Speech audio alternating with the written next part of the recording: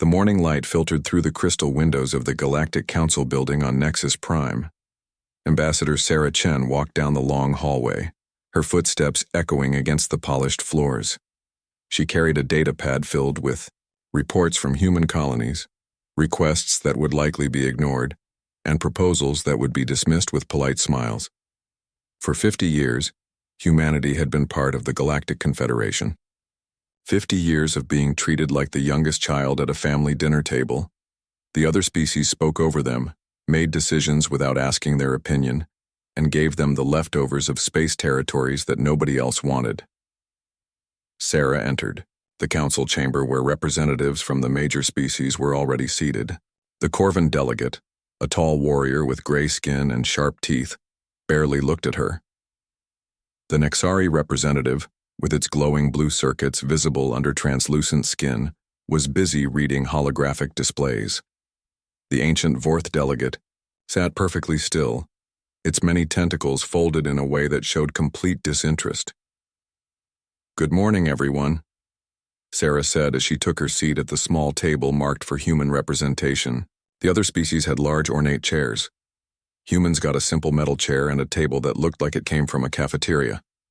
"Ah, the human arrives," said Corvan General Thrak, his voice carrying the tone adults use when talking to children. "I hope you brought something more interesting than last week's complaints about mining rights." Sarah opened her datapad.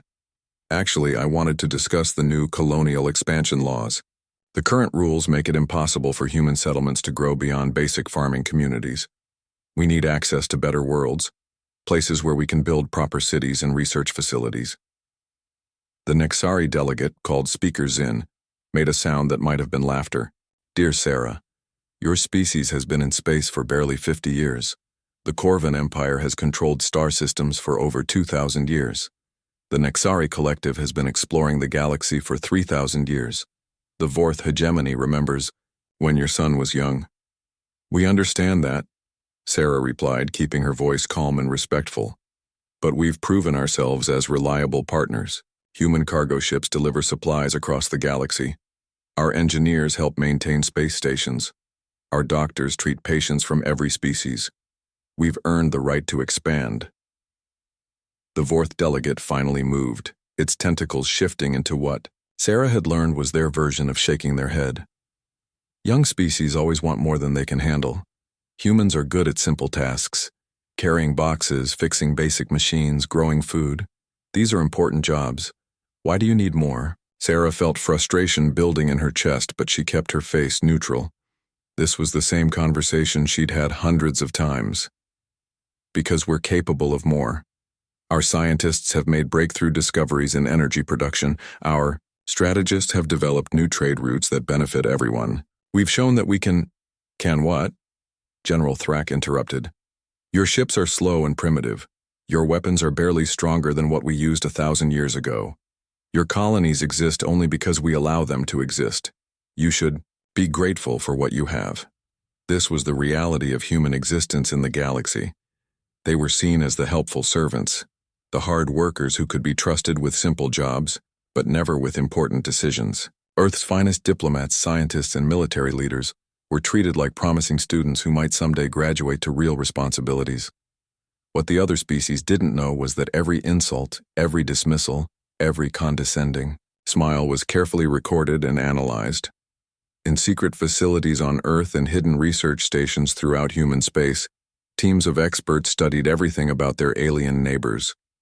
They learned about Corvan military tactics, Nexari, technology, and Vorth psychology. They mapped every strength and weakness, every cultural blind spot, every strategic vulnerability.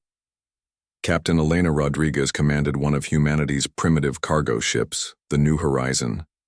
Like all human vessels, it looked simple and functional from the outside.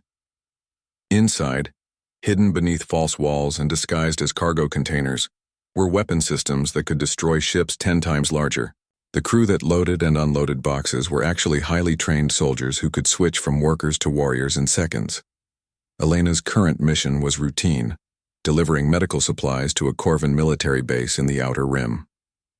The Corvan officers treated her crew like delivery boys, barely acknowledging their presence as they unloaded the containers. They didn't notice that some of the containers were slightly larger than needed for medical supplies. They didn't detect the scanning equipment hidden inside supply crates that was recording detailed information about their base defenses. Another successful delivery, Elena reported to her crew as they left the Corvin base. Her words had a double meaning that only humans would understand. The medical supplies were real and genuinely helpful, but they had also gathered enough intelligence to neutralize the base within hours if war ever came. Admiral Marcus Torres sat in his office on Luna Station, reviewing reports from human ships across the galaxy. Each report looked like boring cargo manifests and maintenance schedules. In reality, they were detailed intelligence briefings disguised as commercial paperwork. Every human captain was also an intelligence officer. Every human engineer was also a tactical analyst. Every human colony was also a military training ground. The galaxy saw humans as peaceful traders and helpful workers. They were half right. Humans genuinely wanted peace and were happy to help other species. But they also remembered their own history. Earth had seen empires rise and fall, had witnessed what happened when powerful civilizations decided that weaker ones didn't deserve to exist. Dr. James Park worked in what appeared to be a simple research laboratory on Colony World 7. The lab studied agricultural improvements, developing better ways to grow food in alien soil. It was useful, boring, work that no other species paid attention to. In the basement levels that didn't appear on any official blueprints, Dr. Park and his team worked on very different projects. They had reverse-engineered Nexari energy shields and improved them by 30%. They had studied Corvin battle, tactics, and developed counters for every strategy. They had analyzed Vorth biological systems and created weapons specifically designed to exploit their weaknesses.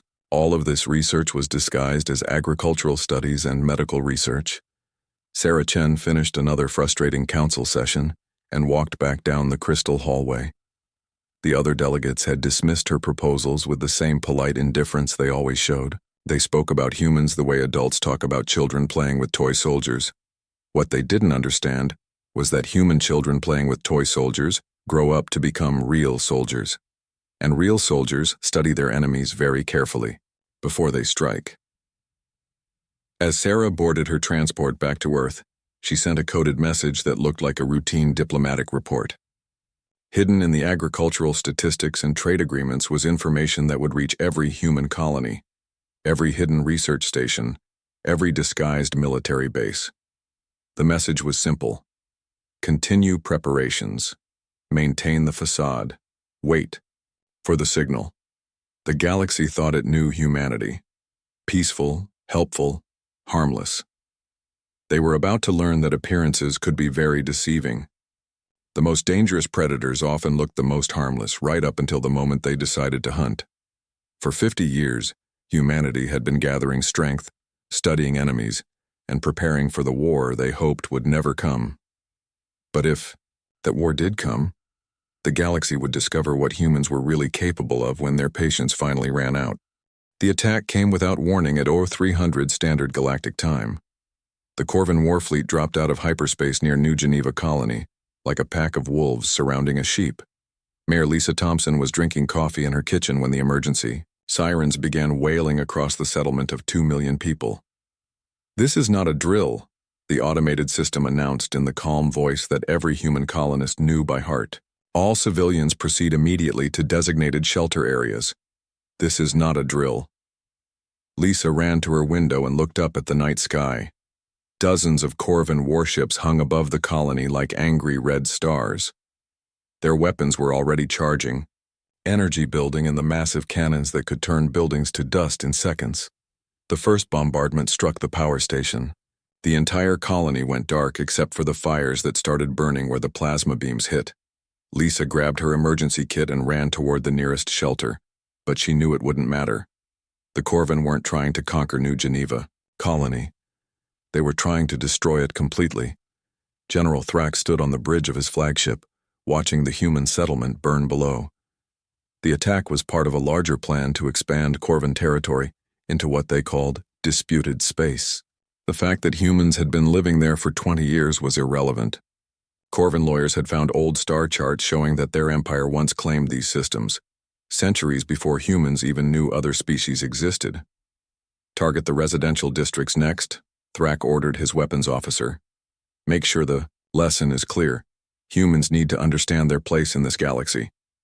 The second wave of attacks hit the housing areas where families lived. Schools, hospitals, playgrounds, and shopping centers vanished in balls of superheated plasma. Lisa never made it to the shelter. Neither did her neighbors or their children or anyone else in her district. The bombardment continued for 6 hours. When it ended, New Geneva Colony was gone. 2 million people reduced to ash and crater marks. The Corvin ships moved on to their next target, Harmony Station, a research facility where 300,000 humans studied alien biology. The attack pattern was the same. No warning, no demand for surrender, no attempt to avoid civilian casualties. The Corvin forces treated human settlements like target practice, destroying everything they found with casual efficiency. Harmony Station lasted 4 hours. New Shanghai Colony lasted 3 hours. By the time the week ended, 3 entire human worlds were dead. Over 5 million people killed, their homes and dreams turned to radioactive glass. Ambassador Sarah Chen received the news while sitting in the Galactic Council chambers. Her hands shook as she read the casualty reports on her datapad. 5 million dead. An entire generation of children wiped out. Families destroyed. Communities erased. Lives ended for no reason, except Corvin greed. I demand an immediate emergency session, Sarah said, standing up so quickly that her chair fell over. The Corvin Empire has committed genocide against human civilian populations. This is a clear violation of galactic law and— Now, Speaker Zin interrupted with his electronic voice. Let's not use such emotional language. The Corvin have filed proper territorial claims for those systems. If humans chose to live in disputed areas, they accepted the risks. Sarah stared at the Nexari representative. Risks? You're calling the murder of 5 million civilians a risk? They targeted schools and hospitals. They killed children while they slept. The Vorth delegate moved its tentacles in what Sarah recognized as their gesture for dismissal. Young species often struggle to understand galactic politics. Territory disputes are common. Casualties are unfortunate but expected. General Thrak leaned back in his chair with satisfaction. Humans should have known better than to settle in Corvin space. We were generous to let them live there as long as we did. This is simply us reclaiming what was always ours. Those colonies existed for 20 years, Sarah said, her voice rising. We had signed treaties, established trade agreements, built entire civilizations. You can't just decide to murder everyone and call it a territorial dispute. We can and we did, Thrak replied. Human military forces were free to defend their colonies. The fact that they failed to do so effectively is not our concern. Sarah felt something cold settle in her chest. The other species weren't just ignoring the genocide. They were justifying it, supporting it, treating the murder of 5 million humans like a minor disagreement over property lines. What happens now? Sarah asked. Do we just pretend this never happened? Do human lives mean so little that mass murder is acceptable as long as the paperwork is filed correctly? Speaker Zin made soft electronic sounds that might have been sympathy. Perhaps this tragedy will teach humans to be more careful about where they choose to live. The galaxy can be dangerous for species that don't understand their limitations. That night, Sarah sent an encrypted message to Earth that consisted of a single word. Midnight. The message reached Admiral Torres within minutes. He had been expecting it for 50 years, hoping it would never come but preparing for this exact moment. Within hours, the word midnight had been transmitted to every human colony, every hidden base, every disguised research station throughout the galaxy. On Earth, massive doors opened in mountains and underground facilities. Weapons that had been built in secret for decades were loaded onto ships that didn't appear on any official registry.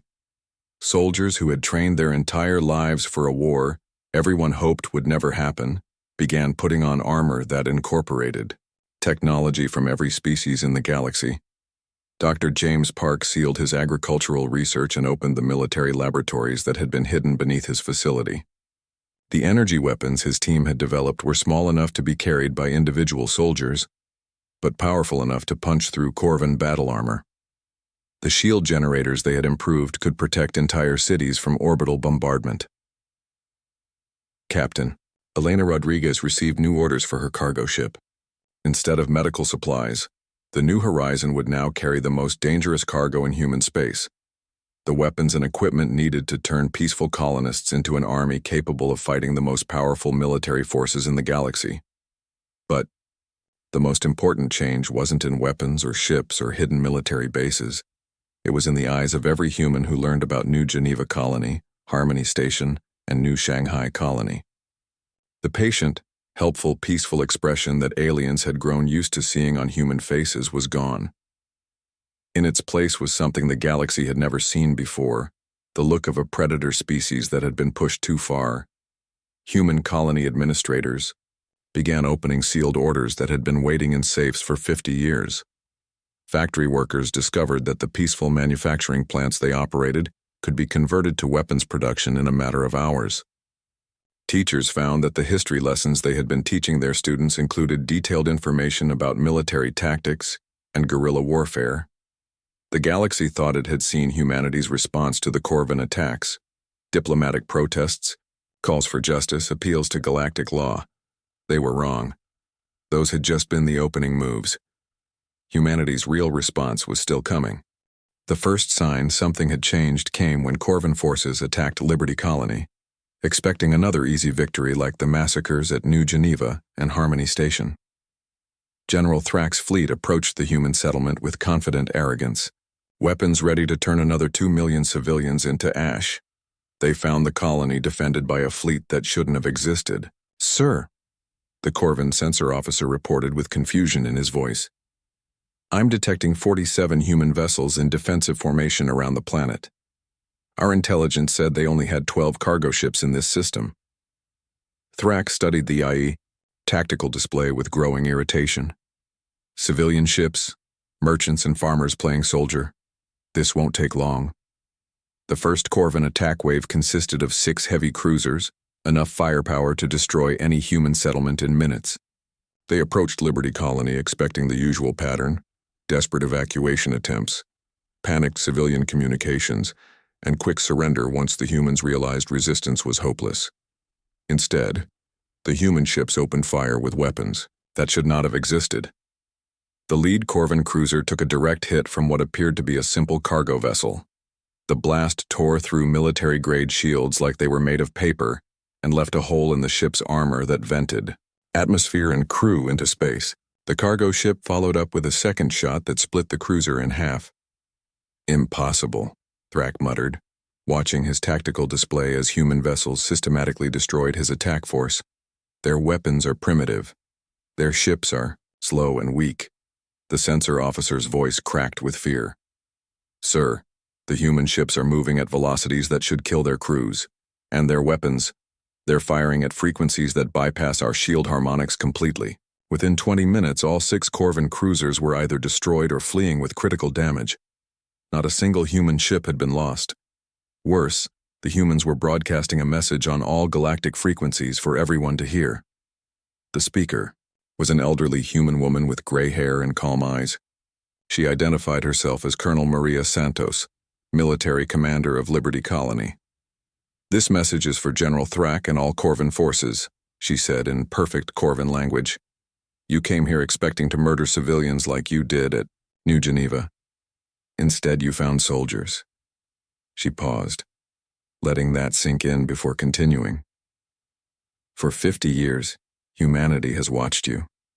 We've studied your tactics, your technology, your weaknesses. We've prepared for this day while pretending to be harmless merchants and farmers. That pretense is now over." The transmission showed footage from inside the human ships. What the Corvan had assumed were cargo holds were actually military command centers. The civilian crews were wearing combat armor that incorporated design elements from Corvan, Nexari, and Vorth technology, but improved beyond anything those species had achieved. Every human colony is now a military base. Colonel, Santos continued. Every human ship is now a warship.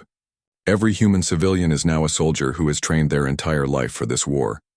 You wanted to see what happens when humanity is pushed too far. Congratulations, you're about to find out. The message ended with technical specifications for the weapons that had just destroyed 6 Corvin cruisers. The data was broadcast in multiple languages so every species in the galaxy could understand exactly how primitive human technology had become, advanced enough to cut through the best military hardware in known space. On the Corvin homeworld, military analysts studied the battle footage with growing alarm. The human ships hadn't just won. They had won easily, with tactical precision that suggested decades of planning and preparation. Worse, the weapons technology they displayed was generations ahead of what any species thought humans possessed. General, Thrak received emergency orders from Corvin High Command. Instead of continuing the territorial expansion, all forces were to focus on determining the true extent of human military capabilities. The easy conquest of human space had suddenly become a potential threat to Corvin survival. Meanwhile, on Gidir, Earth, Admiral Torres stood in the command center that had been hidden beneath the surface for 40 years. Banks of computers displayed real-time information from every human settlement in the galaxy. What had appeared to be a scattered collection of farming colonies and trading posts was revealed as a coordinated military network spanning hundreds of star systems. Phase 2 is authorized, Torres announced to his staff. All hidden assets are now operational. All cover identities are terminated. All personnel are cleared for full military action. Across human space, the transformation began. Dr. James Park's agricultural research station opened massive underground factories that had been producing advanced weapons for decades. Captain Elena Rodriguez's cargo ship New Horizon revealed its true nature as one of humanity's most advanced warships, with engines that could outrun anything in the galaxy and weapons that could destroy entire fleets. The change wasn't limited to military hardware. On every human world, the population itself transformed. Children who had been attending school were actually completing military training that started in kindergarten. Farmers who grew food for alien markets were also trained in guerrilla warfare tactics. Shop owners who sold goods to alien visitors could strip and rebuild military equipment in the dark. The Nexari Collective called an emergency council meeting to discuss what Speaker Zinn described as the human problem. The Vorth hegemony began recalling their fleets to defensive positions. Even species that had nothing to do with the Corvin attacks started re-evaluating their relationships with humanity. The galaxy was beginning to understand that they had been living next to a predator that had been pretending to be prey for 50 years. Ambassador Sarah Chen addressed the Galactic Council one final time, but she was no longer asking for permission or requesting assistance. She was delivering an ultimatum. The Corvin Empire has 72 hours to surrender unconditionally and turn over all officers responsible for the genocide of human civilians, she announced in a voice that carried no trace of the diplomatic politeness the council was used to hearing. Any species that assists the Corvin or interferes with human military operations will be treated as hostile forces. General Thrak laughed, the sound echoing through the chamber. You think you can threaten the Corvin Empire? We have conquered half the galaxy. Our fleets number in the thousands. Your little victory at Liberty Colony was luck, nothing more. Sarah smiled, and several alien delegates shifted uncomfortably at the expression. It wasn't the friendly smile of a helpful diplomat. It was the smile of someone who knew a secret that others were about to learn the hard way. General, she said, humanity has been preparing for this war since the day we joined the Galactic Confederation. We've studied every species, analyzed every weakness, and planned for every possible scenario. The only reason you're still alive is because we wanted you to deliver a message to your leaders. She gestured to the main display screen, which showed a star map of the galaxy. Red dots marked Corvin military bases, shipyards, and colony worlds. There were thousands of them, representing the power of an empire that had dominated space for millennia. Then green dots appeared on the map. Human forces, previously hidden or disguised, revealed their true positions. For every red dot, there were 3 green dots already in position. The message is simple, Sarah continued as the alien delegate stared at the display in shock. Humanity's war has begun and we've already won. The war that followed wasn't like anything the galaxy had ever seen. The Corvan Empire had fought many enemies over their 2,000-year history, but they had never faced an opponent like humanity. Previous wars followed predictable patterns. Fleets met in space, armies invaded planets, territories changed hands after long battles. Humans fought differently. They fought like they had been planning this specific war for decades because they had. The attack on Corvan Prime, the heart of the Empire, began at dawn on the 3rd day after Sarah Chen's ultimatum expired. General Thrak stood on the command deck of the orbital defense station, watching sensors detect the approaching human fleet. He expected to see hundreds of ships, the kind of massive armada needed to assault the most heavily defended world in Corvan space. Instead, he saw 12 vessels. 12 ships? Thrak demanded. They're attacking our homeworld with 12 ships? The sensor officer checked his readings 3 times before responding. Yes, sir. 12 human vessels approaching at... Sir, these readings can't be correct. They're moving faster than anything should be able to move. The human ships didn't slow down as they approached the defense grid. They accelerated, pushing through speeds that should have turned their crews into paste against the back walls. The lead ship, identified as the UHVS Retribution, was broadcasting a message on all frequencies. Admiral Marcus Torres appeared on every screen throughout the Corvan system. This is Admiral Torres of the United Human Fleet. We are here to collect payment for New Geneva Colony, Harmony Station, and New Shanghai Colony. The price is 5 million Corvan lives, plus interest. The orbital defense stations opened fire, with enough concentrated energy to destroy a moon. The human ships flew through the barrage like it was rain, their shields absorbing or deflecting every shot. When they returned fire, each shot was precisely targeted to cause maximum damage with minimum energy expenditure.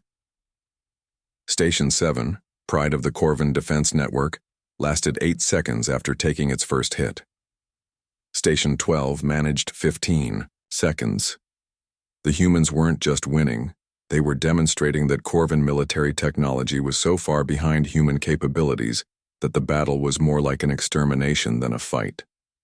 But the real shock came when the human ships reached the planet's surface. Instead of orbital bombardment, they deployed ground forces that moved like nothing the Corvan had ever encountered.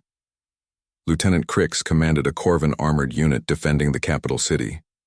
He watched human soldiers advance through streets that should have been killing zones, protected by personal shields that turned Corvan plasma rifles into toys. The humans moved in perfect coordination, each squad covering the others with tactical precision that spoke of decades of training. They're not just soldiers, Crix reported to his commanders. They're fighting like they've been planning this exact battle for years. They know our defensive positions before we take them. They know our escape routes before we use them. The truth was even more disturbing. Humanity hadn't just studied Corvan military tactics. They had infiltrated Corvan society at every level. The human servants who had worked in Corvan buildings for decades were actually deep cover intelligence agents. The primitive human traders who delivered supplies to Corvan military bases had been mapping every weakness and vulnerability. Wendy, the ground assault began. Human forces knew exactly where every ammunition depot was located, exactly which communication centers to target first, and exactly how to move through the city to avoid the strongest defensive positions. Captain Elena Rodriguez led one of the assault teams through the government district. Her squad moved through buildings like they had studied the blueprints for years because they had. Every human janitor who had cleaned Corvan offices, every human cook who had worked in Corvan cafeterias, every human maintenance worker who had repaired Corvan equipment had been gathering intelligence and preparing for this day. Government complex secured, Rodriguez reported, as her team took control of the building where Corvan leaders made their decisions. Package delivered. The package was a broadcast transmitter that began sending footage of the battle to every world in the Corvan Empire. The images showed Corvan defenders being systematically overwhelmed by human forces that seemed to anticipate every move counter every strategy, and neutralize every weapon. But the psychological warfare was even more effective than the military campaign. Humans didn't just broadcast battle footage, they broadcast information. Names, addresses, and detailed records of every Corvan officer who had participated in the attacks on human colonies. Personal data about their families, their homes, their fears. The message was clear.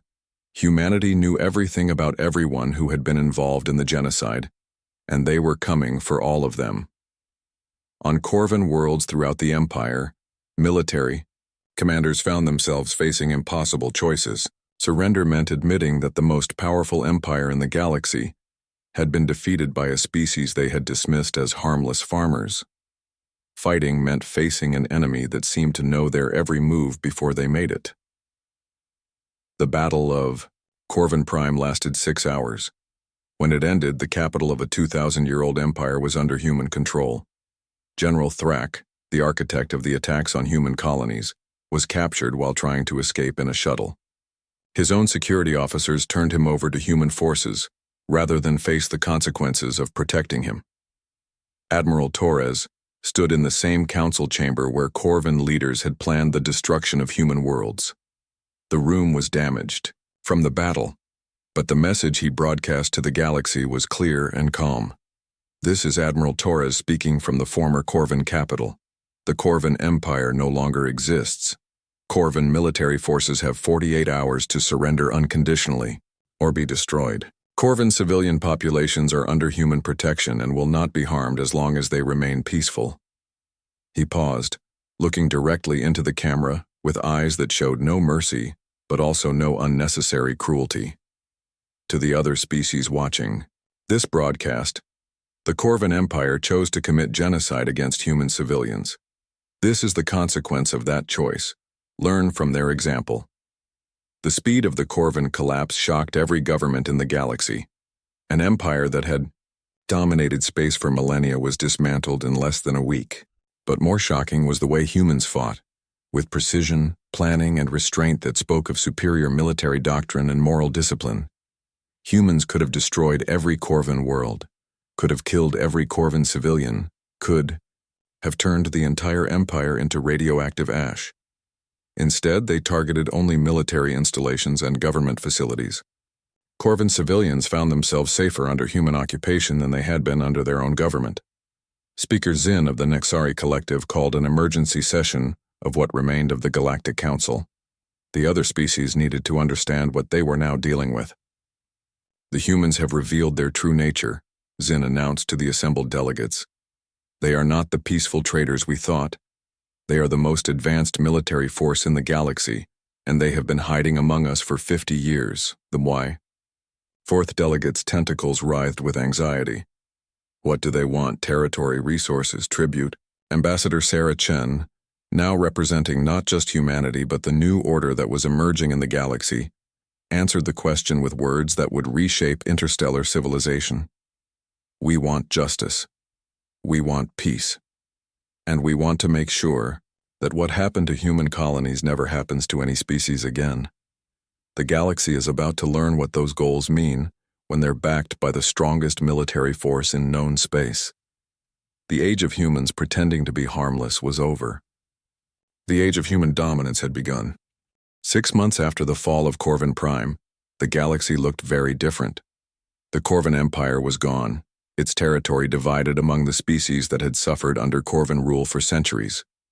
But the real change wasn't in borders or governments. It was in the way every species now looked at humanity. Ambassador Sarah Chen, now Secretary General of the Reformed Galactic Alliance, sat in a council chamber that had been completely rebuilt. Gone were the small, uncomfortable chairs that humans had been given for 50 years. Instead, the chamber was designed around a circular table where every species had equal representation, equal voice, and equal responsibility. The new alliance operated under principles that were distinctly human in origin, but universal in application. No species could attack civilian populations. No empire could claim territory based on ancient history. No government could make decisions about war and peace without input from all affected parties. Most importantly, Humanity maintained peacekeeping forces throughout the galaxy to ensure these rules were followed. Colonel Maria Santos, the woman who had defended Liberty Colony, now commanded the Human Protection Fleet. Her ships patrolled trade routes, responded to distress calls, and investigated reports of civil rights violations on any world that requested assistance. The mere presence of human vessels was enough to prevent most conflicts before they started. The Zelian Republic is requesting mediation in their border dispute with the Tau Confederacy, Colonel Santos reported to the Alliance Council. Both sides have agreed to accept human arbitration rather than risk military action. This had become the new normal. Species that had once resolved disputes through warfare now sought diplomatic solutions backed by human peacekeepers. The galaxy had learned that fighting a war when humans might intervene was a losing proposition for everyone involved. But the changes went deeper than military deterrence. Human influence was transforming galactic civilization in ways that no one had expected. Dr. James Park, former agricultural researcher and secret weapons developer, now directed the Alliance Science Consortium. His new job was using the technology humanity had developed in secret to solve problems for every species in the galaxy. Medical breakthroughs that had been classified as military secrets were now saving lives on worlds humanity had never visited. The Andrian plague has been contained, Dr. Park announced at the weekly science briefing. Our modified Nixari healing technology combined with human immune boosters stopped the outbreak within 72 hours. Total casualties, 37 dead instead of the projected 3 million. The Andrian delegate, a small reptilian being with grateful tears in her large eyes, stood to address the council. Humanity could have let us die. We contributed nothing to the war against the Corvin. We offered no assistance when human colonies were attacked. Yet when plague threatened our world, human scientists worked around the clock to save us. This pattern repeated across the galaxy. Humans used their superior technology and resources to help species that had ignored their suffering, dismissed their capabilities, and treated them as inferior for 50 years. The generosity was genuine, but it also served a strategic purpose that every government understood. Humanity wasn't just demonstrating their military superiority. They were proving that their way of running civilization was better than anything the galaxy had seen before.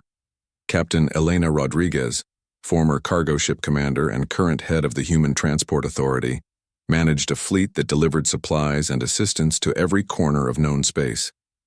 Her ships carried food to worlds suffering from famine, medicine to colonies fighting disease, and technology to civilizations struggling with natural disasters. But they also carried a message that was never spoken, but always understood. This is what happens when you cooperate with humanity. Your problems become our problems, and we have the ability to solve problems that no one else can handle. The transformation wasn't limited to government and military affairs. Human culture was spreading throughout the galaxy in ways that surprised even humanity itself. Human music played in alien nightclubs. Human literature was translated into hundreds of languages. Human concepts of justice, equality, and individual rights were being adopted by societies that had never considered such ideas. Young aliens studied human history and philosophy in schools across the galaxy. They learned about democracy, human rights, and the radical idea that governments should serve their people rather than the other way around. These concepts, normal to humans but revolutionary to many alien societies, were changing the galaxy from within. Admiral Torres, now Supreme Commander of Alliance forces, reviewed daily reports from human installations throughout known space. What had begun as secret military bases were now open facilities that served multiple functions. Defense stations that also conducted scientific research. Intelligence posts that also provided emergency medical services. Weapons factories that also produced civilian goods for local populations. Status report from Sector 7, his aide announced. The former Corvin military base at Rigel Station is now fully operational as a humanitarian relief center. Local casualties from the recent asteroid impact, 0. Emergency response time, 14 minutes. This was the new reality. Humanity had built a military network capable of defending the galaxy, but they were using that network to protect and help everyone, rather than to conquer and control. It was a demonstration of power that was more effective than any show of force. The few species that still harbored thoughts of challenging human dominance found themselves facing a difficult problem. How do you oppose people who are making your life better? How do you fight an enemy who responds to your aggression by building hospitals and schools in your territory? Speaker Zin of the Nexari Collective had become one of humanity's strongest supporters, despite initially dismissing them as primitive. "The humans have achieved something we thought impossible," he announced during a public broadcast to Nexari worlds. "They have created an empire based on service rather than dominance. They rule by making themselves indispensable rather than by making others afraid." The Vorth hegemony, oldest civilization in the galaxy, had struggled with the New Order more than most. Their entire culture was based on age and tradition, concepts that didn't align well with human ideas about progress and change. But even they were adapting. Ancient Vorth scholars worked alongside human researchers, combining millennia of accumulated wisdom with cutting-edge human innovation. The results benefited everyone. Medical treatments that used both Vorth biological knowledge and human technology. Engineering projects that combined Vorth experience with human creativity. Philosophical discussions that bridged the gap between ancient wisdom and modern thinking. The galaxy was becoming something new. Not a collection of competing empires, but a true community of species working together under human leadership. That felt more like partnership than domination. General Thrak, architect of the attacks that started the war, spent his days in a human prison facility that looked more like a research university than a detention center. He was serving a life sentence for genocide, but he was also writing a book about military strategy that would be studied by officers from every species. His case exemplified humanity's approach to justice, punishment that served a purpose, rehabilitation that might actually work, and a focus on preventing future crimes rather than simply exacting revenge. "I underestimated them completely," Thrak wrote in his memoirs. "We all did. We saw their peaceful nature and assumed it meant weakness. We saw their cooperation and assumed it meant submission. We saw their patience and assumed it meant acceptance of inferior status." He paused in his writing, looking out the window at human and alien students walking together across the prison campus. The truth is that humans are dangerous precisely because they don't want to be dangerous. They prepare for war because they prefer peace. They develop overwhelming military capability because they hope never to use it. The final line of his book would become one of the most quoted statements in galactic history. Humanity's greatest weapon was never their technology or their tactics. It was their willingness to build something better for everyone, including their enemies. Sarah Chen stood before the Alliance Council for the final session of her first year as Secretary General. The chamber was full not just of government delegates, but of observers from across the galaxy. Students, journalists, ordinary citizens who wanted to see how the new order was working. "The galaxy is at peace," she announced. "Not the fragile peace of balanced threats and mutual fear, but genuine peace built on cooperation, justice, and shared prosperity. This is what humanity dreamed of when we first reached for the stars 50 years ago." She looked around the chamber at representatives from dozens of species, all working together to solve problems that affected everyone. "We wanted to join a galactic community. Instead, we had to build one. But now that it exists, it belongs to all of us." The applause that followed came from beings across the galaxy, transmitted through communication networks that reached every inhabited world. For the first time in galactic history, different species were celebrating the same achievement at the same time.